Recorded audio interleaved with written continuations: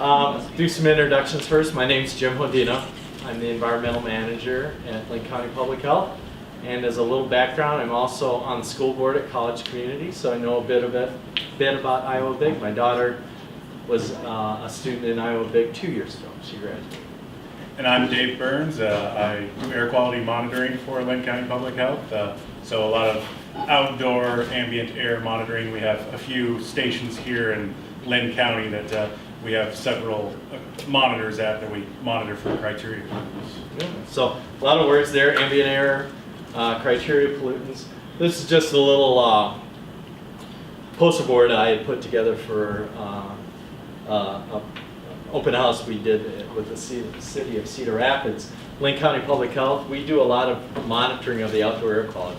You probably hear a lot about water monitoring, with all the impaired streams and rivers and lakes and advisories that go out about whether or not you can swim or not swim and all that stuff. We do the very same thing for air quality as well. And Linn County is one of only 2 counties in Iowa that have a local program for ambient air monitoring. Polk County is the other one. The state of Iowa does the rest of it.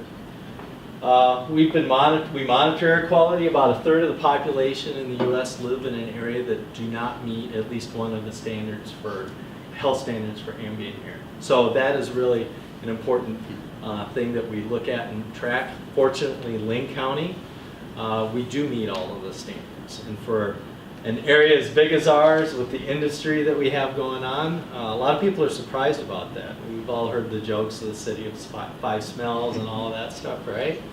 So, and in fact, air pollution has been declining a bit over a different couple pollutants, and so that's another positive story. But what we do, I thought maybe we would have internet or something, be able to project, but you can put it on the TV back there. We can. Okay. Yeah. All right. Yeah. Could you go to a couple websites for us? So we have a couple big ambient air monitoring stations in Linn County. We have one by our office, which is near Roosevelt Middle School. We have one over by the power plant on C Street. I don't know if you're familiar with the Prairie Creek Generating Station. It's a coal, natural gas fired electric generating station that's run by Alliant Energy. And then we have one up on northern Linn County in Coggin. And what do we monitor? That is an ozone monitor up there. The one by the Prairie Creek generating plant is sulfur dioxide. And then at our main site, we have carbon monoxide, sulfur dioxide, ozone, and particulate matter that we monitor for. LinnCleanAir.org. LinnCleanAir.org. So we have a website where we post all this information. So if you see in the upper right corner there, that's real-time data, and it's yellow right now, which means we're somewhere between half and the actual ambient air quality standard for the last 24 hours, average over the last 24 hours. When that gets higher up into the orange level, we actually issue an alert through our website, which you can have an email notification or text notification on your phone and so forth. But what the point I really wanted to get to, if you could click on the current air quality tab, just click on the very tab itself. Yep.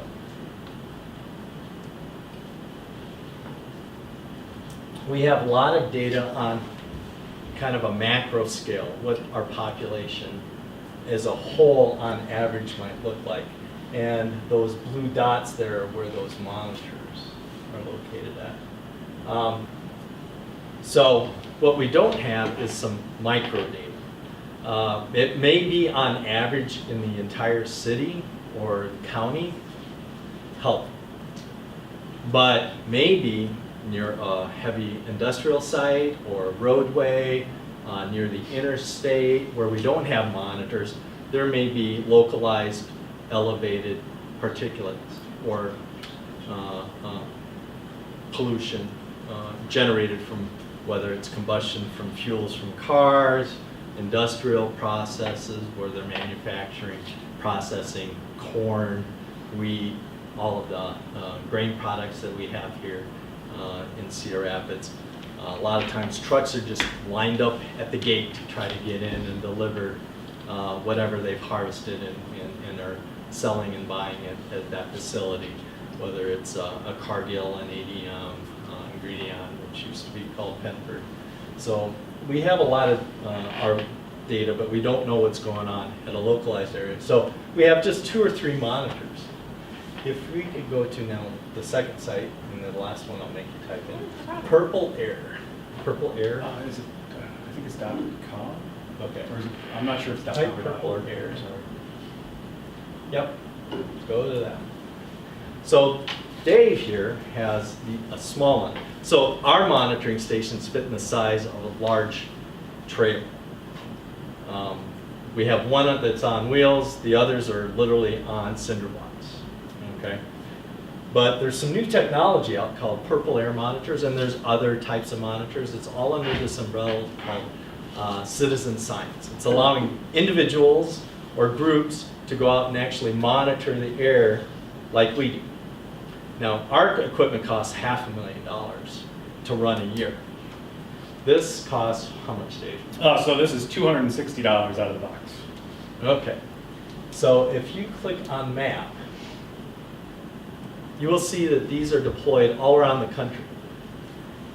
Or the world, actually, Yeah, right, Dave? yeah. So you All can over the see, and so they're taking data and they're collecting it just over a wireless modem and uploading it to their site, and they're broadcasting that all across the world. And I don't know if you can scroll into the U.S. a little bit, but you can actually click on it and see the data. Now, as we get in a little closer, you see that we got a lot of information out on the West Coast, on the East Coast. Not a whole lot going on in Iowa right now. We would like to know what's, yeah, so why do you think it's so high out? The red is bad, purple is even worse. Why do you think it's so high out there on the West Coast? Cali, there's a ton of people in Cali. There's all kinds of stuff going on, right? What's going on out on the West Coast right now? Fires. All the forest fires, Yeah. right? Oh, yeah. So that's what's going on, and they're seeing all of this stuff out there. We don't really have much going on here in the It almost Midwest looks like in it's terms like of everything stuff. around it, then there's just Iowa. That's right. But it's just a lack of data. It doesn't mean there is or isn't stuff going on. Sure. Okay? So what we're looking for is a project where we're going to take these monitors, identify where are some areas that we would have interest in knowing more about the air pollution, and then deploy them. Now there's, right out of the box, maybe these monitors work, maybe they don't work quite as well as we would like them to. What are some of the things? Dave's been testing these a little bit. Yeah, What are some of the things that we're obviously at 1/100th of the cost of our other monitors, it's not quite as accurate as those $20,000 monitors, since you're only paying $200 for it. But what we can do is actually run this alongside of one of our reference monitors and find a calibration slope and intercept that we can apply to the raw data on this. And we end up with pretty good results after that. So we kind of want to do some comparability studies to get these things to where they're ready to go out into the field like that. And basically all it is just 2 sensors inside of here. There's 2 particulate sensors. It uses a little fan to draw air in, and then there's a laser in there that shines through and determines the concentration of particles at different sizes in there.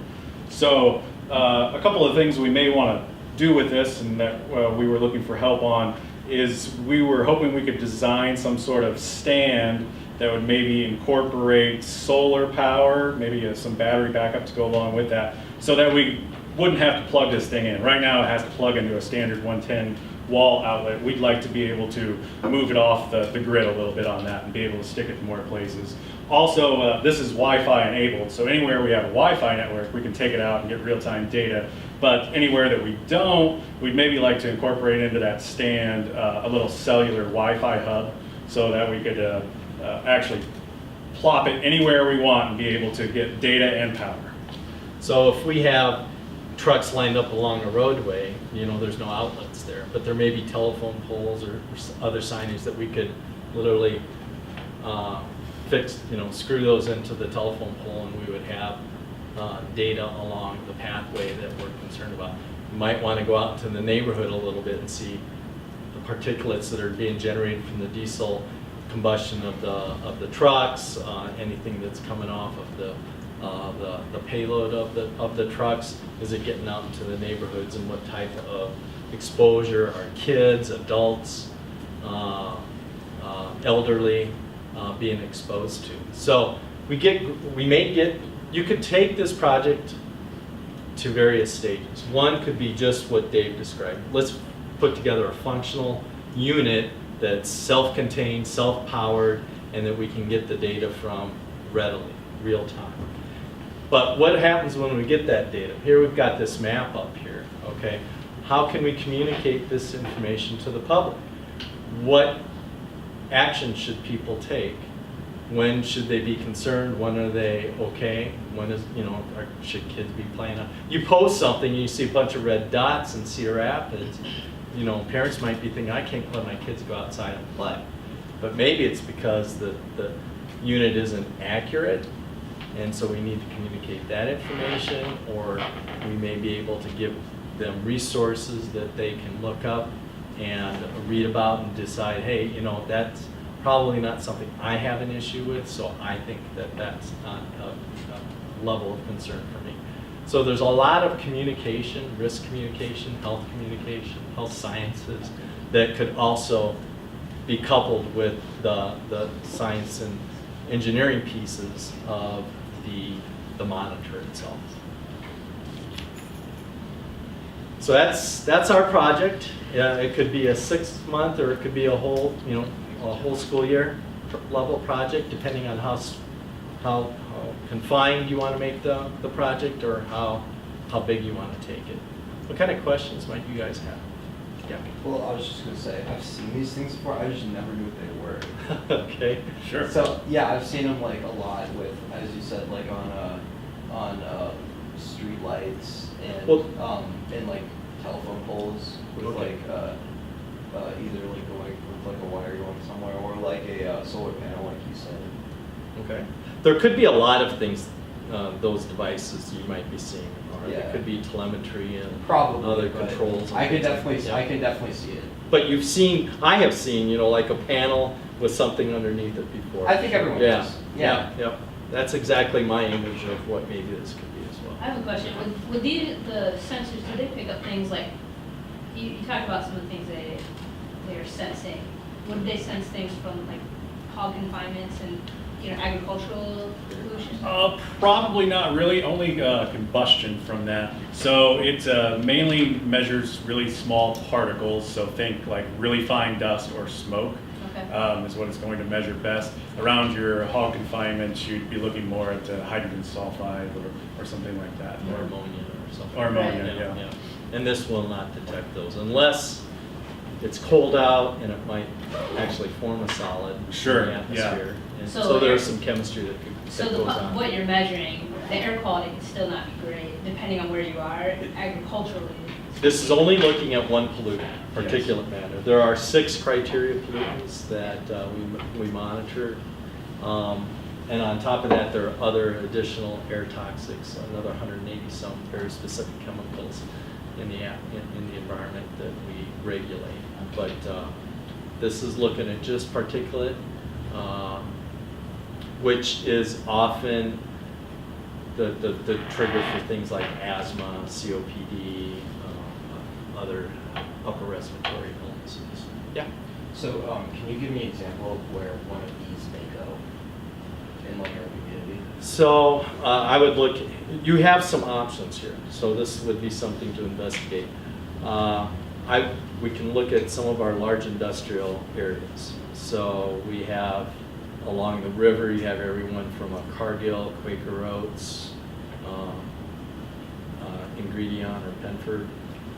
There are also maybe near sensitive populations. So you may want to look for where are there schools and industry or large high traffic areas, and where do they overlap.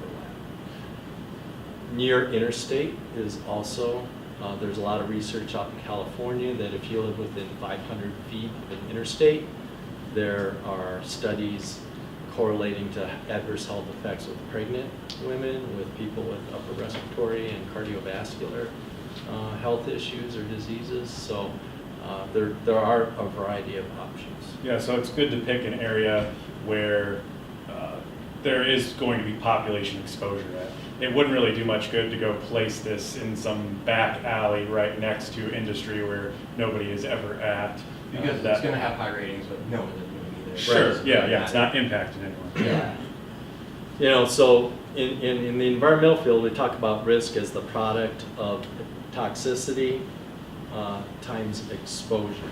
Okay, so the exposure is going to be if there are people there and how many people there, and toxicity is going to be at what concentrations does a chemical have an adverse health impact, and when you multiply those together, you come up with a calculated risk in terms of, you know, this will affect 100 and a million people.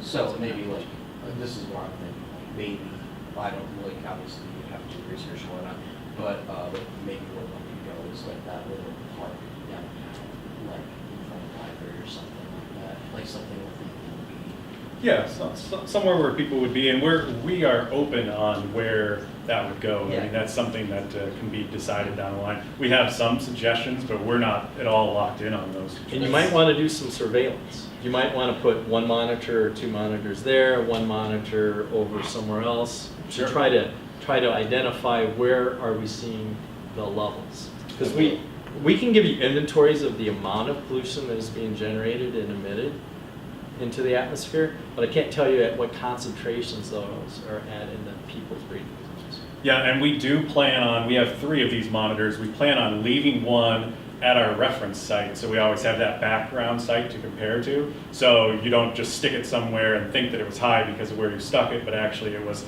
high all over the area. I mean, I'm interrupt. I'm loving the conversation, but if you guys need to get to your next class, I don't